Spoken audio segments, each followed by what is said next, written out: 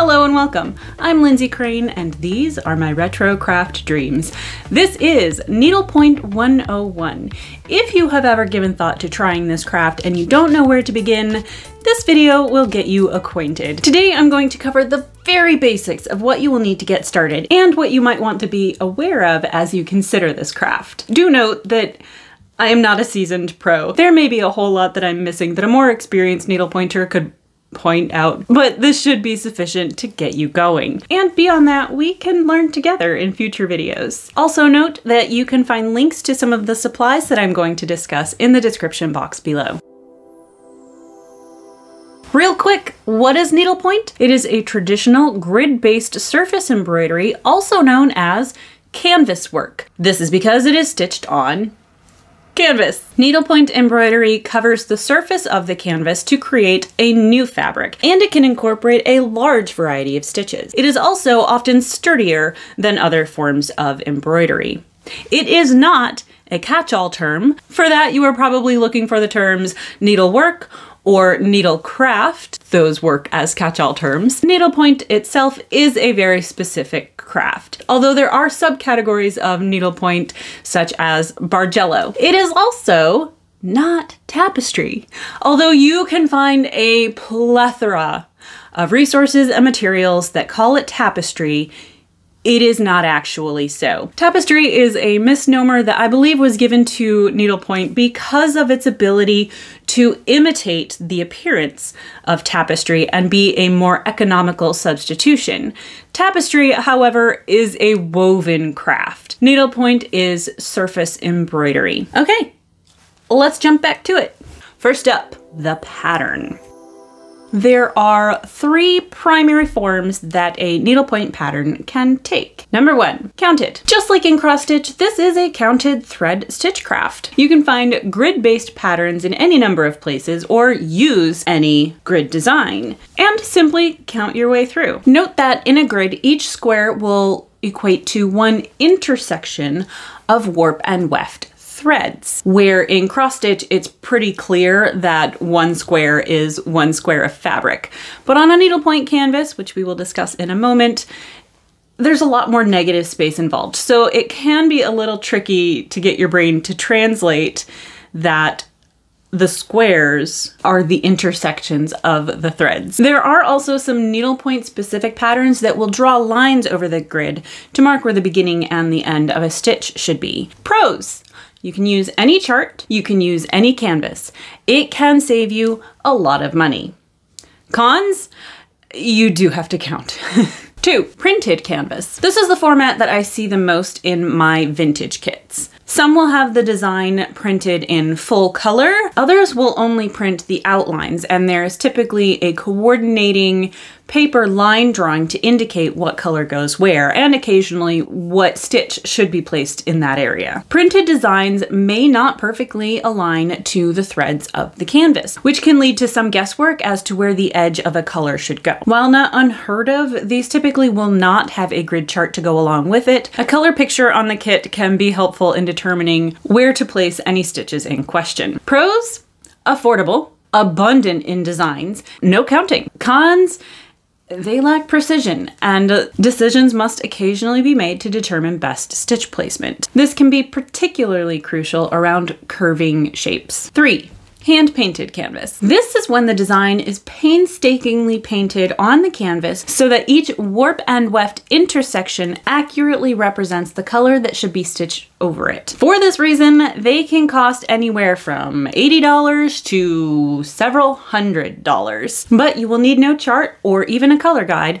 as it's all on the canvas. You can also leave parts of the design unstitched and let the color of the canvas show through. It is also possible to paint your own canvases. With a little patience and the right kind of paint, you can achieve the benefits at a fraction of the cost, and I do hope one day to do a video on that. Do let me know if that is of any interest to you. Pros: no counting, no guesswork, and artistic license to leave parts of the design unstitched while maintaining the design's intended color. Cons: expensive. And there's little room for altering the color choices unless you're able to completely cover the color on the canvas. If painting it yourself, it's significantly less expensive, but then there is the additional cost of paint and the time to paint it. You can also find a lot of drawings that are intended to be scaled up using a drawing enlargement grid. This is kind of on a similar level to painting it yourself, but it is another source for where you can find designs. Next up, canvas. Needlepoint is generally stitched on a fabric that is an open weave canvas, also called canvas mesh. This means the threads of the fabric are farther apart, and so the spaces between them are larger, and the canvas will need to be completely covered in stitches in order to become a solid fabric. Where cross-stitch fabric is measured by count, needlepoint fabric is measured by mesh. Both refer essentially to the number of stitches that you can fit in a given unit of measure, in the US typically per inch. Canvas can come in several mesh sizes, but there are two primary types to be aware of. Mono canvas. Though the construction of the threads can vary, what mono canvas all has in common is that each mesh consists of a single warp and a single weft thread. Plastic canvas is also an example of a mono canvas. The other is Penelope canvas, or may also be called a double mesh. This will have 2 warp and 2 weft threads for every mesh. This type of canvas is essential if you wish to stitch a design that contains petit point, or stitches that are smaller than the main body of your work. Kind of comparable to maybe a quarter stitch in cross stitch, where you just get a little tiny segment of that stitch. Yarn and thread. Here the world is wide. Your primary limitations in choosing what fibers to use in needlepoint are: 1, it must be a proper thickness for your canvas mesh, or be able to double or triple up in order to meet the desired thickness for coverage. 2, it must be able to withstand being pulled through the canvas mesh without shredding apart. Now this you may be able to work around by using much shorter pieces, but it is still something to take into consideration. But much like embroidery, you can use a lot more than just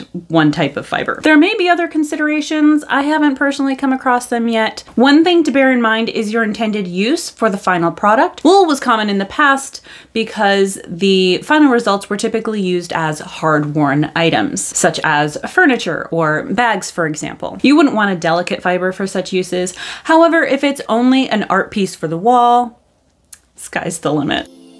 Needles. I confess, I don't have a lot of knowledge about needles.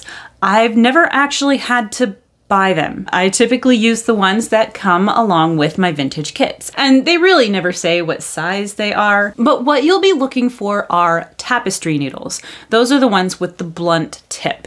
It will need an eye big enough to accommodate your selected fiber, yet it will also need to be small enough to fit through your canvas mesh without too much distortion. If you cannot find one that meets both of these size requirements, you may not have the right fiber for your selected canvas. So now that we have our materials, it's time to get set up. To frame or not to frame?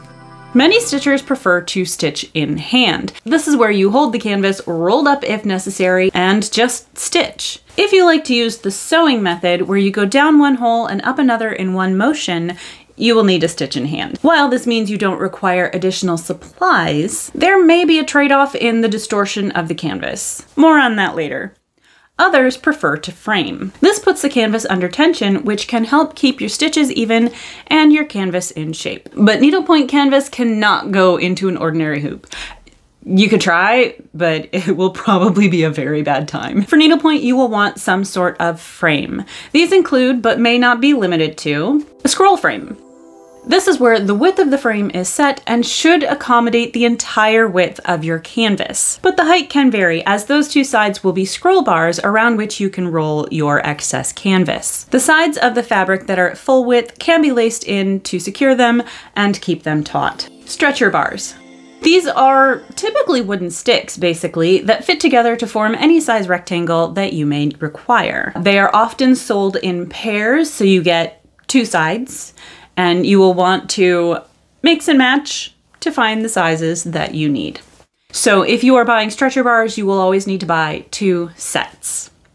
unless you can find like a multi-set, which is what I did. I find it's best if the size accommodates the whole piece, with the entirety of the area to be stitched well within the dimensions of the frame. The canvas is secured to the frame with tacks or staples, or it can be laced on. Framing can take some time to set up, but then it can stay in that frame until the entire piece is done. It does not need to come back out until you are done. And sometimes not even then.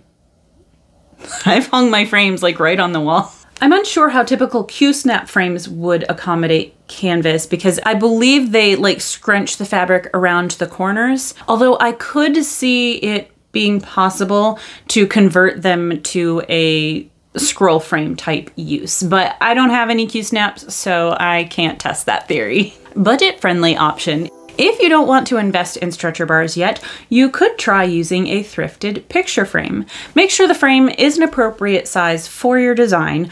Wood should be soft enough that you can put the tacks into, or you can lace the canvas on. Side note, if you choose to go with tacks and you've got a few dollars to spare, it is worth knowing that there is such a thing as a tack pusher. This is a knob-shaped tool with a magnetic spot for your tack that can help you push the tack in and save your thumbs. It is one of my most worthwhile purchases in all of my craft supplies. Mine included a tack remover, although the tacks themselves often include a remover as well. So before we stitch, we need to thread the needle. This is fairly self-explanatory, but for those of you who struggle with it, there are a few techniques you can try. My favorite is the technique that I find in a lot of my vintage instructions, where you fold the thread over the needle, pinch the fold, and push it through the eye. You can also try a needle threader or a piece of paper. Let's start stitching. Starting your thread. There are a few ways to do this. You may want to experiment to find which you like best. Most needle pointers probably use a waist knot. This is where you tie a knot in the end of your thread, which will hold the tail in place as you stitch over it naturally while you work. The knot is placed on top of the canvas at the far end of the area to be worked, and you stitch toward it. Once the tail is sufficiently covered on the back, the knot can be clipped off the front of the canvas and thrown away. Hence the term waist knot. With this method, you can work the piece entirely from the front. As I frequently work with finite quantities of vintage yarn, I prefer to create as little waste as possible. So I will start my stitch by holding a short tail with my non-dominant hand and immediately cover it with my first stitch. Once one or two stitches are holding it down, I can let go, and then I simply check the back to make sure that my following stitches continue to cover it. This does mean I need to be able to flip my work to the back to ensure that coverage. The stitches. In this video, I'm not going to go into depth on how to do specific needlepoint stitches, but I will briefly touch on the most basic one. A lot of needlepoint, especially those subject to excessive wear, will be done exclusively in tent stitch, known as continental. From the front, it appears as a half cross stitch, but it is stitched in the opposite direction so as to ensure full coverage on the back, which adds durability. A similar looking stitch is the basket weave. This again looks like a half cross from the front, but it is worked diagonally. This stitch is often preferred as it does not distort the canvas as much as tent stitch when worked over large areas. I almost forgot. Another tool that I find almost indispensable in doing needlepoint is something called a laying tool. The laying tool is a pointed implement with a handle, and you can use it to hold your threads in place as you pull them tight so that they don't twist. You can also use a trolley needle, which has the same point but attached to a thimble so that you can wear it on your finger. I use both depending on whether I am stitching with a stand or holding my frame in hand. I will not live without my laying tool, and I even now use it for cross stitch and embroidery. Definitely one of my top purchases. If you are using more than one thread, it is essential to get your stitches to lay flat. Ending your thread.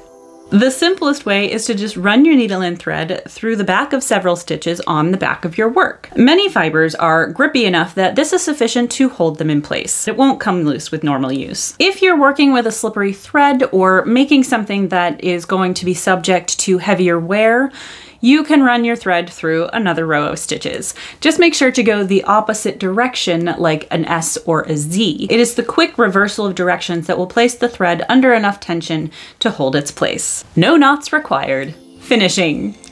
So, you're all stitched up. Now what? After you remove your piece from your frame, if you used one, and especially if you didn't use one, your piece may be a little more rhombus shaped than rectangular, depending on the stitches you've used. But that's okay. Just as with knitting or crochet, that's what blocking is for. Whether you wash or wet the piece or only use steam will depend on the fibers that you've used. And then the piece is pinned square to a board to dry. Again, more on that in future videos, if you would like that. If your piece is only a little out of square and you intend to frame it, you may be able to skip straight to mounting. This is where it will be pinned, laced, or sewn onto a stiff board that can then be inserted into a picture frame. There are many ways to mount your needlepoint. You can do it yourself, or many choose to have professionals do it at their local framing or needlepoint shop. Alternatively, you can sew your piece into a number of different objects: belts, purses, pillows,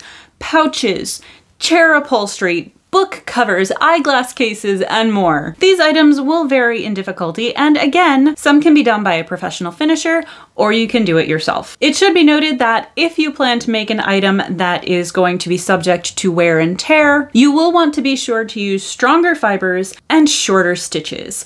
Long stitches, or those that leave the back relatively uncovered, may be prone to snagging and will not hold up as well over time. For this reason, most of these items are done in tent or similar stitches, which is also what you see in historical needlepoint pieces that survive today. And there you have it. While this video didn't go into great detail, this should be enough to get you started. And remember, you can find links to the supplies in the description box below. If you do feel ready to start your needlepointing journey and are interested in learning some needlepoint stitches with me, stay tuned to this channel. I am working on a Memphis Milano needlepoint sampler stitch along that I will be releasing stitch by stitch in the coming weeks. If there's anything that I haven't covered in this video that you would like me to discuss in a future video, do drop it in the comments below. If you are interested in seeing the possibilities of what needlepoint can offer, you might enjoy my 70s needlepoint inspiration video. There's so much you can do even without a pattern. So do check that out. Have a wonderful day, and I will see you next time. Bye. Will not come loose with normal use. Don't remember if there's something else.